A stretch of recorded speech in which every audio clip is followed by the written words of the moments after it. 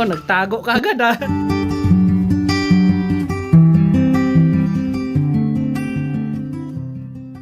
Dito kami kay Palasuelo Barber Shop, mga kabayan, no? At dito natin pagupitan si Vanessa. Kasama natin si Bro Bonnie. Yan, mga kabayan. Ito na si Bro Ivan. Bro, kamusta bro? Kailangan. Ayan. Pagandahin mo si Vanessa bro ha? Oo. Para magka boyfriend, boyfriend. hindi pa pala ito mga boyfriend bro. Para magkano na? Ipon. Ano eh, kakalbuhin mo bro? Walang ano. Pas last lang. Ayan. Kasi Bro Ivan, isa ito sa mga talented na leader po ng Palasuelo Barbershop dito sa Ciudad ng Sipalay. At pagagandahin si Vanessa po, mga kabayan, no? At congratulations, no, kay Vanessa, no? Isa sa mga napakaswerteng bata na nagkaroon ng house and lot o ba, tapos magiging dalaga pa siya. Salamat po sa lahat ng ating mga kaibigan, no, sa mga sponsors po natin.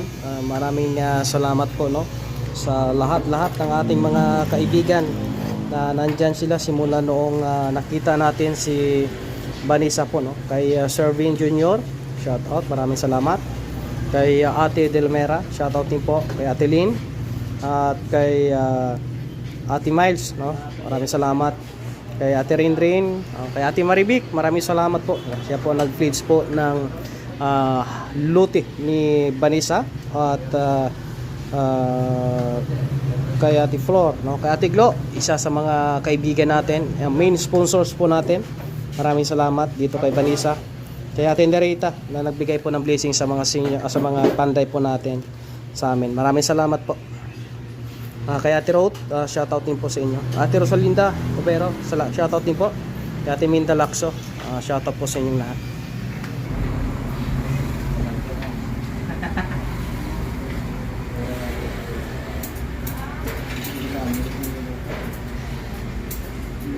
Tapos na si Vanessa, grabe, nagsasaynger na, oh. Wow. Si Bro Bonoy ba ini? Ikaw yan bro? Bago. Oh. Si Bro Ban gali na eh. Ang gwapong-gwapo na, oh. Pwede na. Pwede na maghanap ng ano, bago. Gwapong-gwapo ni Bro Bonnie, oh. Tapos na po mga kabayan, no? Gwapo-gwapo, ah.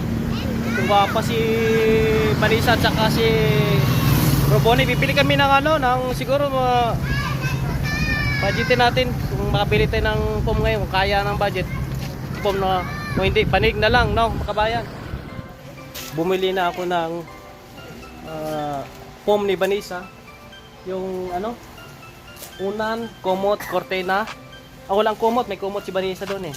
Kaya ho ay binilang ko siya ng foam para hindi sumakit yung kanyang likod. Dinalawa ko na yung unan kasi walang kayakap si Vanessa para meron siyang yayakapin ho, mga kabayan. Ito lang muna yung aming mabili ngayon, mga kabayan. Ito na kami sa Kalubihan, kabayan, oh. Aming madala. At malayo pa lang, tanawnan natin dito yung bahay ni Vanessa, no? Colorful. Blue na blue po, mga kabayan. Ito. Ayan, oh. Oh, wow. Ay, grabe. Ano na? Pare! May hapon. Grabe, oh. May kulay na yung bahay ni Vanessa ho, mga kabayan. Oh, tapos si GR. Kumawa pa dito ng ano, para hindi na kami magulong dito. Sa, oh. Oy, malinis na. Parang bahay na talaga ini. Ano? Dito si Imok. Si Nanay naglinis. Nay! Ay, gwapo kay imong balay, Nay. Ay, balay pala ni Vanessa. Ayan po. Tuyo na, tunod na? Hindi pa masyado tuyo diyan. Yung salog? Ayun salog, okay na. Ayos. Ilagay natin yung ano, yung mag-sit up muna kami, mga kabayan, no?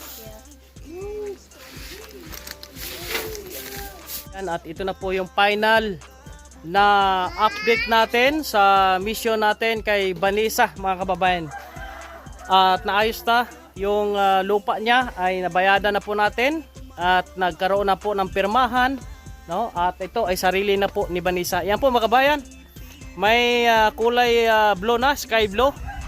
At inyo makita ang kudal niya, may kudal na rin na sky blue. At sa loob, papasok tayo sa loob, sasama ko kayo. At nandito si Vanessa, hindi pumasok ngayon dahil nagpirma siya sa dokumento. Medyo masilaw lang.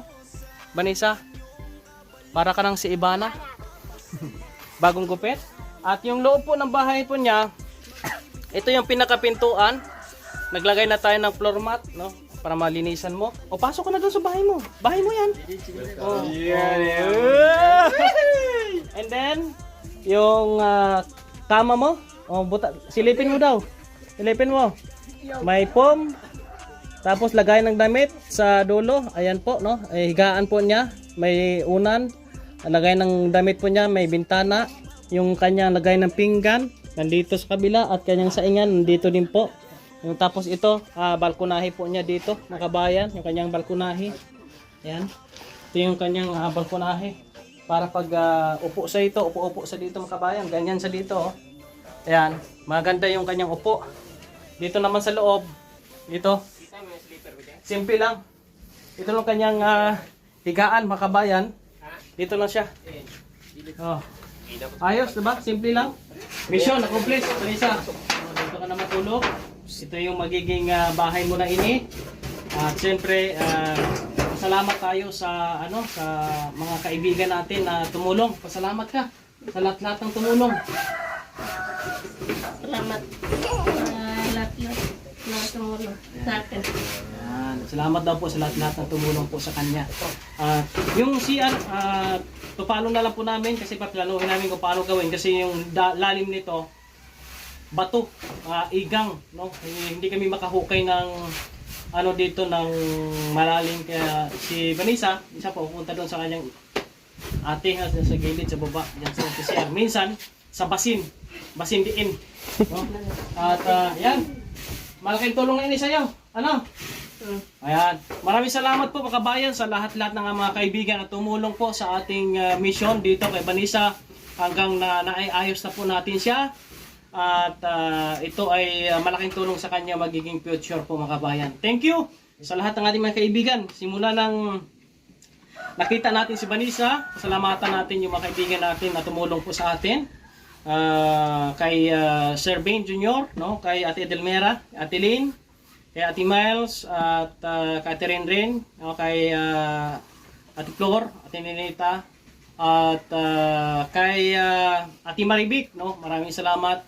Kay Ate Glo, no? Thank you very much sa iyong malasakit din po kay Vanessa na sila po ang nag-initiate na ito, kay Raymond, tulungan natin si Vanessa at iayos natin yung kanyang buhay, yung kanyang sitwasyon. Kaya maraming salamat at shout out po kila Ate Minda Lacson, no? Kila Ate Rosenda Obero, sa lahat po ng ating kaibigan, kay Ate Road, kay Boss Helen, sa GBI Kawayan, no?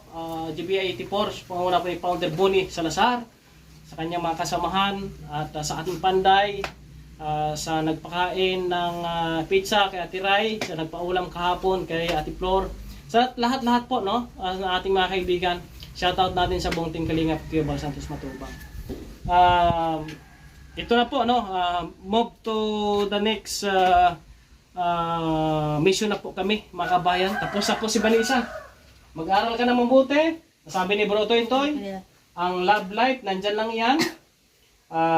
Once na mag-asawa ka daw na hindi ka patapos sa pag-aral, masasayang yung opportunity. Kaya mag-aral na mabuti. At sa Imok, andito si Imok ngayon. Mok, dito ka natitira, Mok? Ho? Dito ka natitira? Hindi ho. Aw! Akala ko ba dito ka natitira? Hindi. Ay, hindi daw talaga. Sige, Vanessa, yung mga gamit mo doon, yung mga malilinis mong gamit, dito mo ilagay, ha? Mga damit mo, yung mga di mo na ginagamit, makalat na ba, mga rurumi na, huwag mo nang ipasok para hindi maging marumi yung bahay mo, malinis. At yung paligid, linisan mo. Hindi, alagaan mo bahay mo kasi sa'yo na iti, sa'yo na yun eh. Okay. Magpahinga ka muna dyan kasi pagod ka na. Grabe itong babaeng ito mga kabayan. Simula ng umabsent sa school para tulungan po kami. Kaya maraming salamat po sa inyong lahat ha. Ito lang po yung ating pong update ngayon. Mabuhay kayong lahat. Thank you very much.